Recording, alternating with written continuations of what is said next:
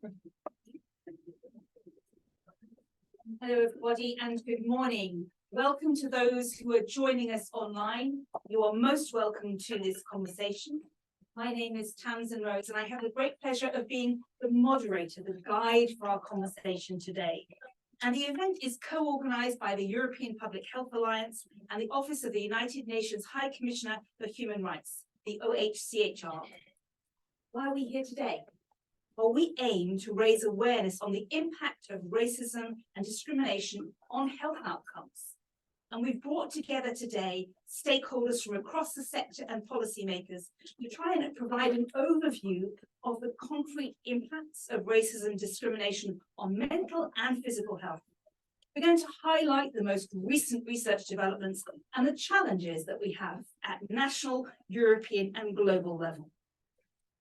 We recognize that racism and discrimination have a profound impact on people's health and access to healthcare services. They're also fundamental determinants of health. And although the evidence is increasingly available, not enough is being done about them. So that's what we're here for today, to gather everyone. I'd like to give you a few housekeeping announcements. We have 3 hashtags we would invite you to use for your social media. There's the hashtag anti-racism, anti-discrimination, and health equity. Those are the 3 hashtags we invite you to use. This event is being recorded so that we can provide the input into a toolkit that will cover the points discussed, the comments, and the recommendations for action. And that should be released over the next 2 months. Please note, we will also have someone from the OHCHR, Fabienne, who will be coming around taking pictures. So if anyone has an issue with that, please let us know, but otherwise we will be taking pictures. This is what we aim to create, is a safe space for conversation. We're aware that today's topic of racism is sensitive, and our aim is to create a safe space to allow people to freely express their opinion and to share their experience. And all communication will be done with respect. No discriminatory, racist, or otherwise insensitive language will be tolerated, either online or in person. So please feel free to be as honest and open as you can, and we will respect that, and we will ensure that there is no challenges to that. Throughout the day, we have a designated wellbeing contact person. That's Louise Kale. Louise, you could just let yourself know she's here. If anyone is feeling threatened or triggered at any point, Louise is here to listen in confidence. Nothing that you say will be shared unless it's something that we can address and fix during our conversation. For those of us who are joining online, Louise is available, and we'll put your email address in the chat so people will see it, so that you're, again, welcome to share your feedback and your experience, because we recognize that today's topic is both sensitive, highly personal, and structured. The other thing I would like to also recognize is our conversations today take place against a backdrop of world events where racism or discrimination play a role. For example, the conflict in Ukraine, or as is going on right now in Israel and Palestine. We recognize the impact that conflict has on public health, but today's event is not meant to comment on specific situations, but rather look at the wider discussions on racism, discrimination, health, particularly on legal instruments. So we invite you to keep the conversation to that level. Just to give you a few pieces of information, those of you in the room, if you look up, you'll see there's green lights on the ceiling. Those are microphones, and I'm told they're very sensitive, which means that when you want to make an intervention, you should be able to just speak and the microphone will pick it up.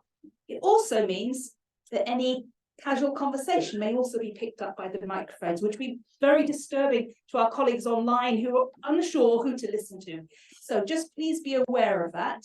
And at the same time, I invite you to put your telephones on silent. So again, it doesn't disturb, or the microphone picks up your ringtone to let us all know somebody's calling you. We will have a series of presentations and engagements, and each time there will be an opportunity for you to participate. So I will be inviting those of you here in the room to indicate if you'd like to speak. Those of you online, we have someone dedicated to tracking what's happening online, and that's Thomas de Jong here. He's watching the chat, and he'll be bringing in the temperature of the conversations online. So we will have full engagement both in the room and online. We'll also be using Slido to ask questions and polls and create word clouds. We will show you the hashtag, the QR code for Slido on screen, and also we'll put it in the chat. So just be aware, I may say, here's a Slido question, and you will need your smart devices or your laptops in order to do that. So that's all the housekeeping I have with you. I will take you through the day and explain what's happening each time, but I just wanted to sort of set the frame for our conversation and recognize the very personal nature of what we're talking about as an individual experience, but also recognize we're talking about this from a structural and systems perspective to see how we can make the change. So I'm really excited that I'm going to be able to introduce our first speaker.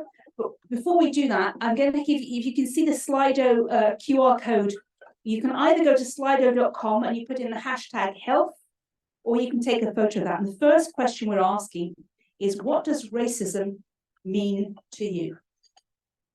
So this will be building up a word cloud, and we'll be using this to refer to and to set the frame for today's conversation. But we're asking you, what does racism mean for you? Because we recognize, again, this experience is very different depending on who you are, your background, and your daily life experience. So we'd like to understand and appreciate the diversity of people's experience.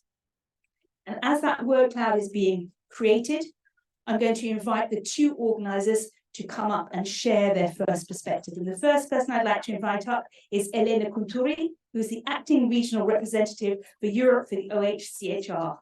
Elena, welcome. This is your house. We are very delighted that you've welcomed us here. So I won't welcome you to your own house, but please, the floor is yours. Thank you very much. Good morning, dear participants, dear panelists. It's a great pleasure for me to welcome you to the UN House, which has, I think the name is very fitting to what it is. It actually houses 17 UN agencies, including the United Nations Office for Human Rights. And we really work like a family with the other UN agencies. So we are within a house. This is a family. So let me also just extend the call that we are aiming to create a safe space for everybody to be able to express themselves without fear of intimidation or reprisals. Let me, by starting, express my gratitude to the European Public Health Alliance, the leading EU public health advocates, for having joined forces with the Office of the High Commissioner for Human Rights.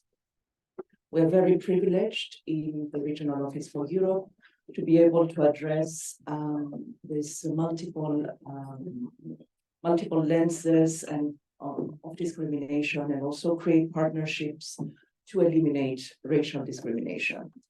This is a very special year for us, for the office. It's the 75th anniversary since the adoption of the Universal Declaration of Human Rights, copies of which I found on the tables. And our office has a year-long campaign to recommit to the values of the Universal Declaration of Human Rights, to nurture the human rights ecosystem, and this seminar is part of that, and also to look to the future, to look to the next 25 years and try to imagine and bring about change that will ensure that human rights can be respected by all everywhere.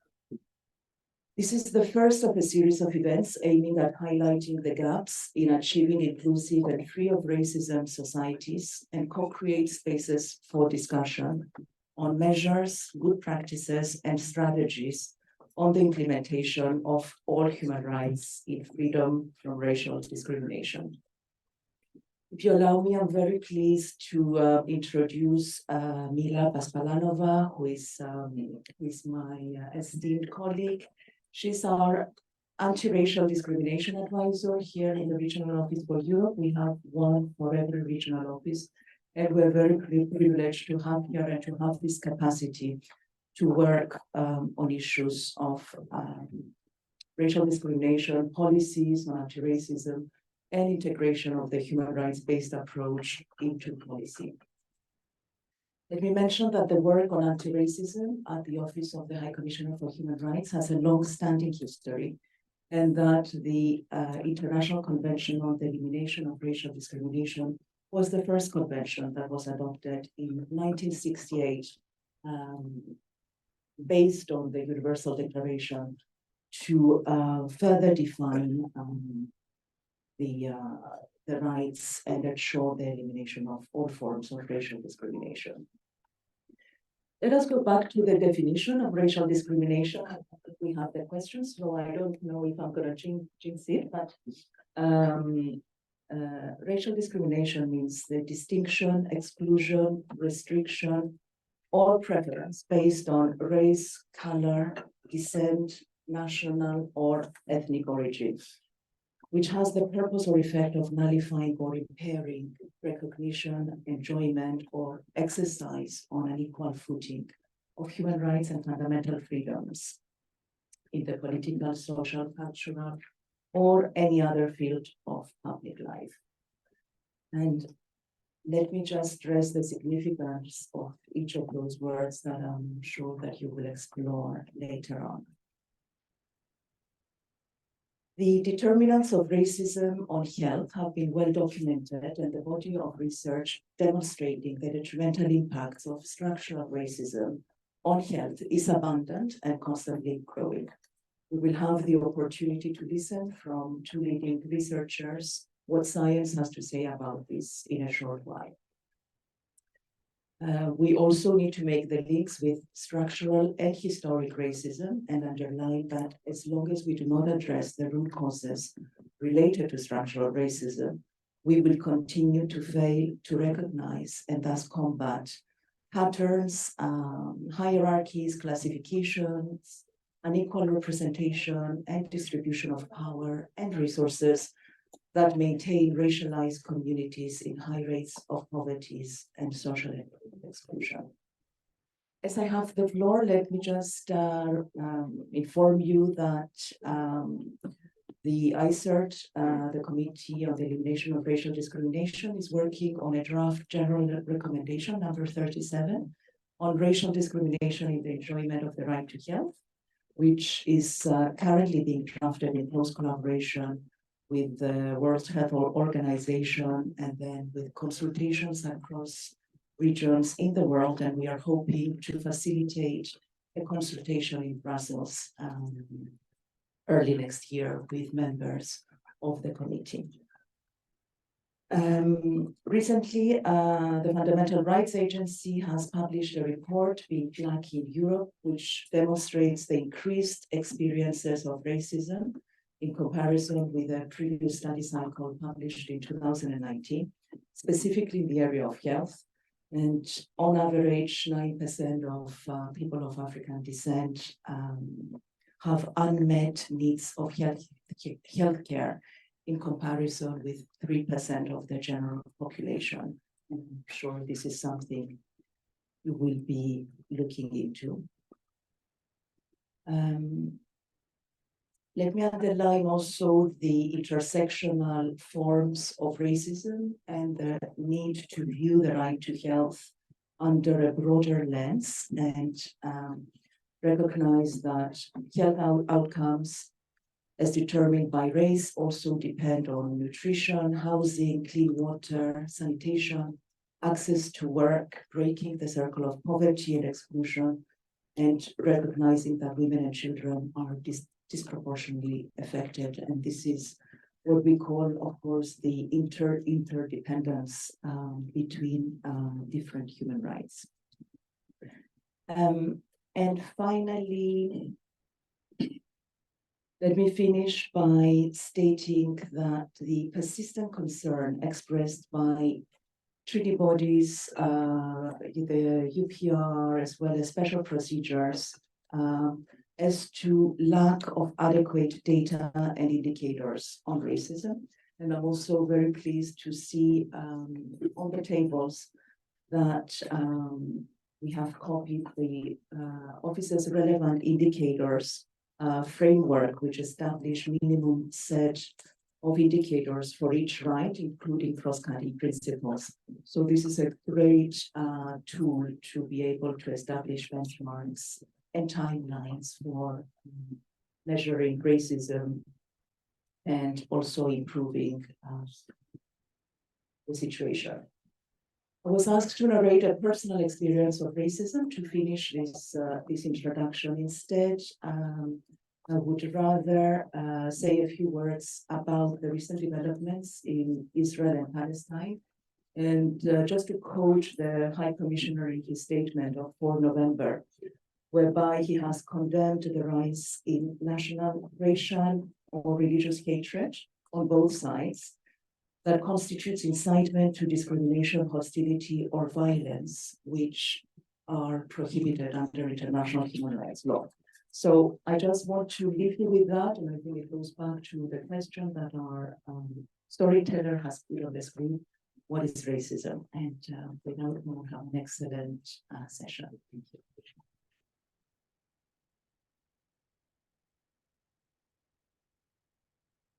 Thank you very much, Elena. And yes, we've now got back up on screen our word cloud that was created when we asked, what does racism mean to you? Many words in there that I think we'll be picking up and speaking about today. But, you know, these issues of frustration, the intolerance, limitation, violation, scared, cruel injustice, being silenced, unfairness, many of these issues, I think, when you look at that slide, you can see very clearly the direct impact on physical and mental health that racism can generate. I'm delighted now to pass the floor to our other co-hosting organization, to Milka Sokolović, who is the Secretary General of EPHA. Milka, the floor is yours. Thank you, Tamsin. And thank you to the OHCHR for welcoming us here and for this wonderful collaboration. Ladies and gentlemen, esteemed colleagues, distinguished guests and friends from across Europe and beyond, online, here in the room, good morning and a warm welcome. It is really an honor and a great pleasure to stand before you today as Director General of EPHA, the European Public Health Alliance.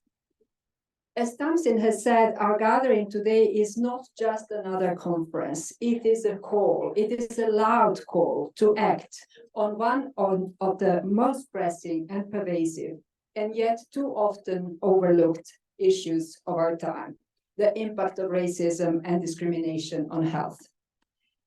Racism and discrimination are not individual issues that exist in isolation. They are fundamental determinants of health. And when we think of determinants of health, we often, and for a good reason, think of education, employment, or the place where people live. But there are factors that are even deeper, those that disturb the very fabric of our societies by prejudice and bias. And they play an equally, if not more, significant role in shaping the health outcomes of millions. The evidence is clear and undeniable. Discrimination, whether based on race, ethnicity, gender, or any other factor, leads to disparities in healthcare access, quality, and outcomes. It creates barriers that prevent people from seeking and receiving the care they need. It fosters environments where mental and emotional well-being is compromised, leading to chronic stress, anxiety, and other health complications. It perpetuates the cycles of poverty and disadvantage, further exacerbating health inequities. But behind the studies and the statistics, there are people like us, people with hopes and fears, who, despite facing systemic barriers, strive every day for a healthier and brighter future for themselves, for their children, for their communities. And it is their stories we must bring to the fore. It is their stories that we will be sharing here today. The European Public Health Alliance has always championed for the health, well-being, and rights for all. We believe in Europe where every individual, regardless of their background, has the right to the highest attainable standard of health. And we do not just highlight the issues, we give a voice to the non-represented. Because every voice matters, every story counts, especially those of the most marginalized. Throughout this day, we will dive deep into the disentangling of the multifaceted impacts of racism and discrimination on health. We will, as Tamsin has announced, hear from experts, activists, and community leaders who will share their insights, experiences, and solutions. We will engage in meaningful dialogues, forge new partnerships, and identify ways towards a more inclusive and equitable future. It is up to each one of us then to take the insights of this day and translate them into actionable steps in our respective capacities.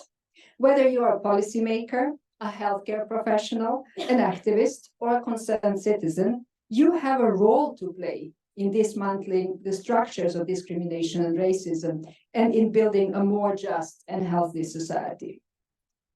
Let this conference be a testament to our commitment. Before I give the word back to Tamsin, I urge you all to approach this conference with an open heart and mind. Let us listen, learn, and collaborate. Let us be the change that this world so desperately needs. Together we can and will create a Europe where health is a right, not a privilege, and where every individual can thrive no matter their background or beliefs. So let's make this happen. Thank you, and over to you, Tamsin. Thank you very much. And now I'd like to invite the last member of our opening panel, and that's Samira Rafaela, a member of the European Parliament from the Netherlands, from D66 political group, and she sits in the Renew Europe group at European level, and she's going to give us a scene setter. Samira.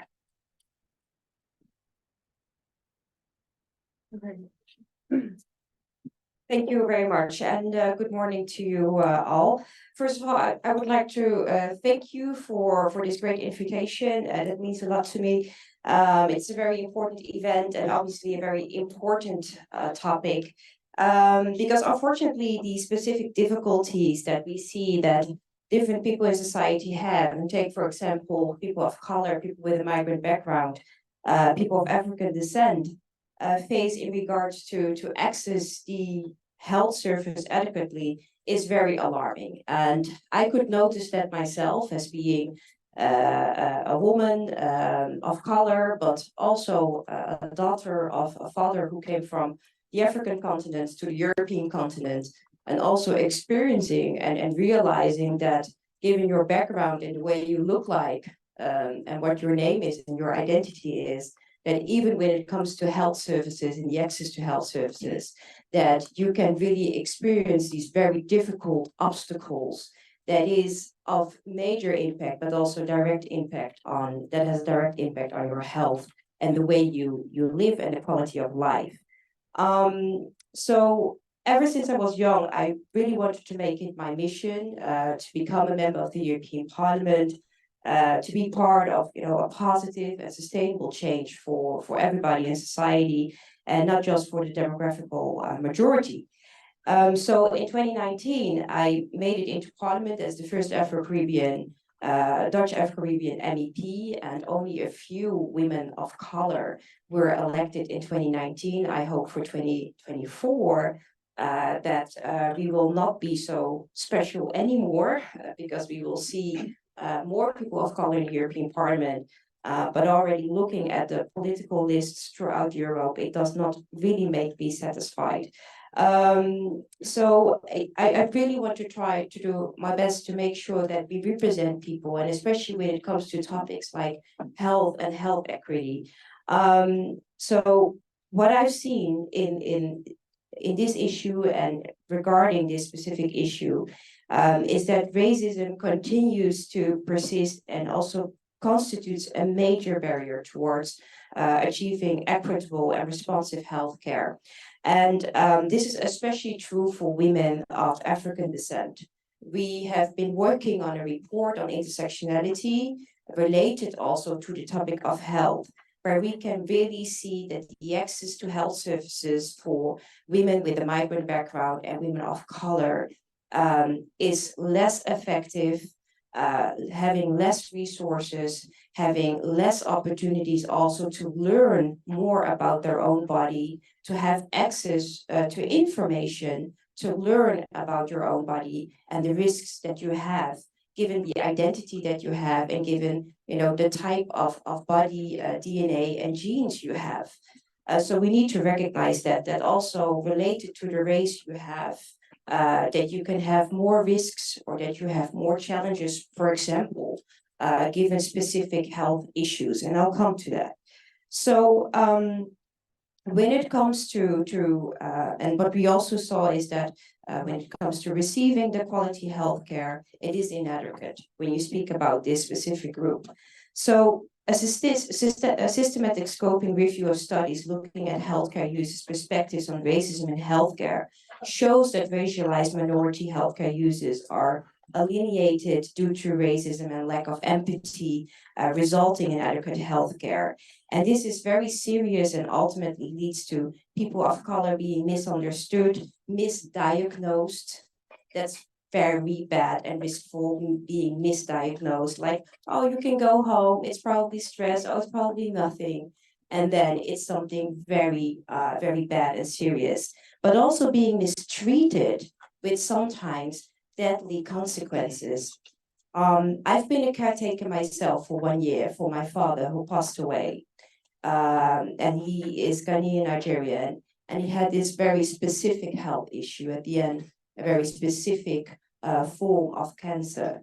And I could see throughout the care that he received that there were certain obstacles, language barriers, of course, but also cultural differences.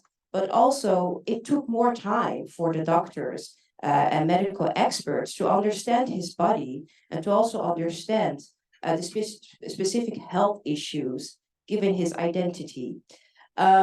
So I realized back then that it is very important that we work on intersectional healthcare so that people also feel inclusive and not mistreated. It's not only about the technical information that is needed, but it's also about the empathy and, you know, the social care and the human understanding that is very much needed for people to feel inclusive and safe in the healthcare service.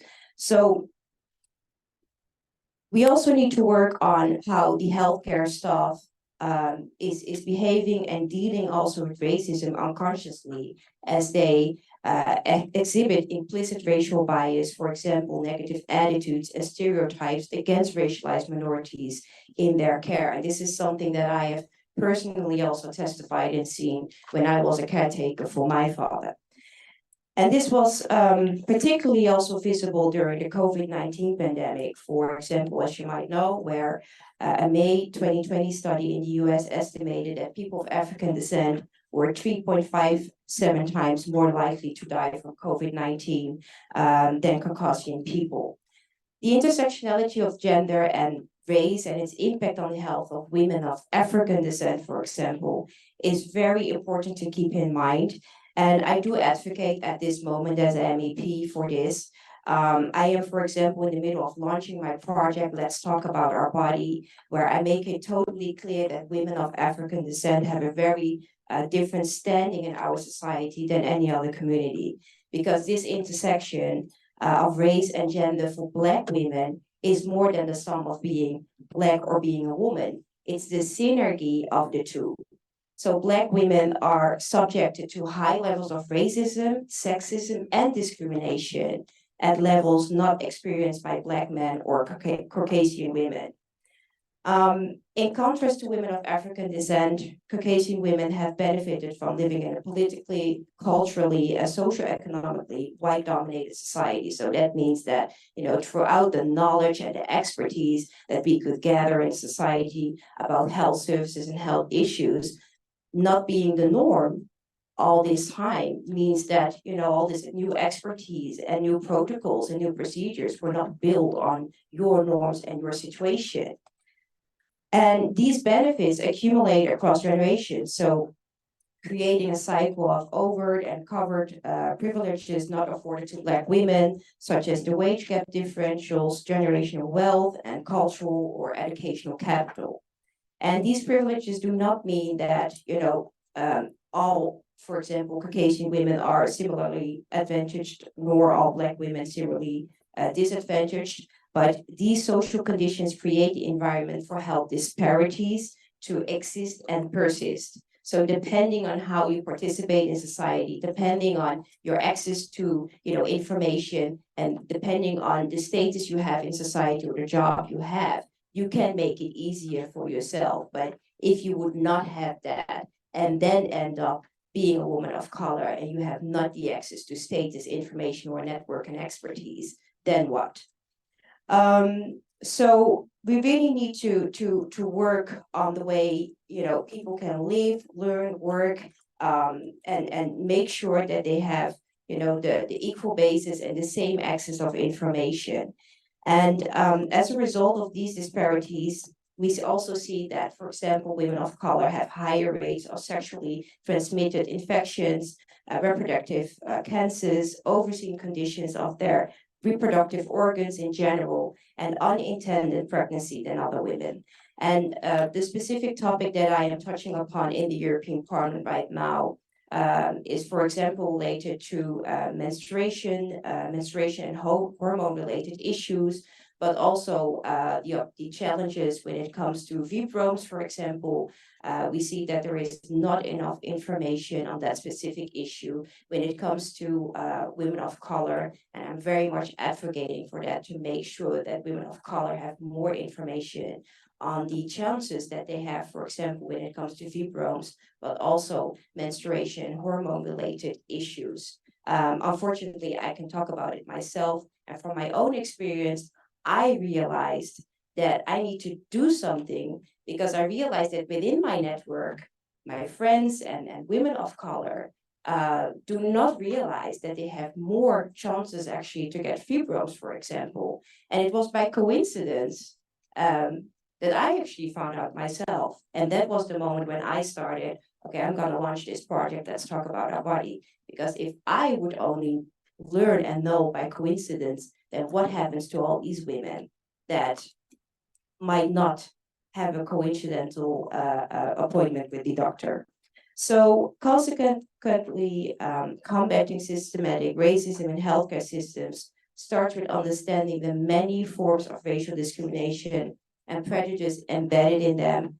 And a crucial first step entails the identifying and understanding how multiple forms of racial injustice affect patients, healthcare professionals, and healthcare providers, and what changes can make healthcare inclusive and equitable. And I really would like to start more dialogues in society to make sure that we speak with each other, that we share the expertise and experiences.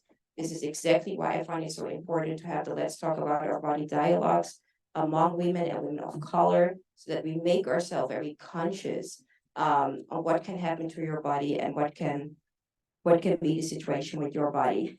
And when it comes to the European Union, we really need to make that a collective effort and a collective responsibility, because we are founded on values such as respect for human dignity, freedom, democracy, equality, the rule of law, to make sure that people can live safe and healthy. But if we really want to achieve that, then we need to make sure that we put policies into place, then we need to make sure that we have new legislation into place that can really guarantee that all citizens of the union are safe, and that their rights are being protected, and not just a lucky few. And this is unfortunately what we see when speaking about this topic, that you're among the lucky few, to be honest. still in Europe, when you have the access to information, the network, when you have the access to good healthcare.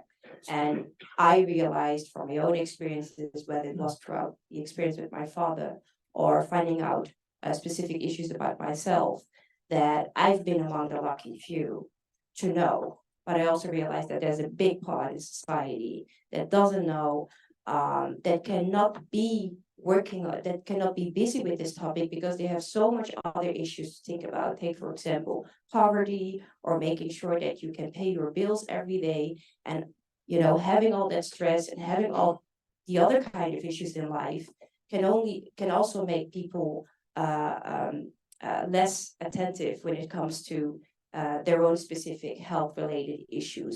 So we need to work on so many aspects to make sure that people feel the space and that they have the resources to also work on their own body and their own health.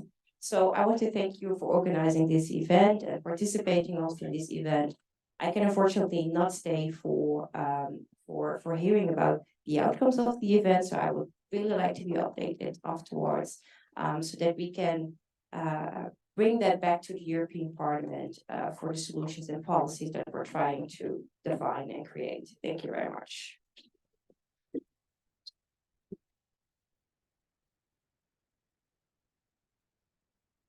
Thank you.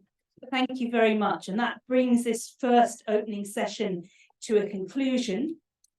So thank you to Elena, to Milka, and to Samira for giving us that context and understanding how this fits into the broader health environment. We're now going to move to the next section where we will pick up and understand what is the evidence base about the impact of the racism and discrimination that was highlighted in our first session. What is the impact on health? What do we understand about that? And Samira gave us some wonderful examples from her own life, her own family, as well as from the work she's doing in the European Parliament. So we understand that there is a direct link between that level of discrimination and the health outcomes, physical and mental, that our next speakers will help us to understand that better. And I'm going to first of all introduce an online speaker. So we have Abhi Devanayaga,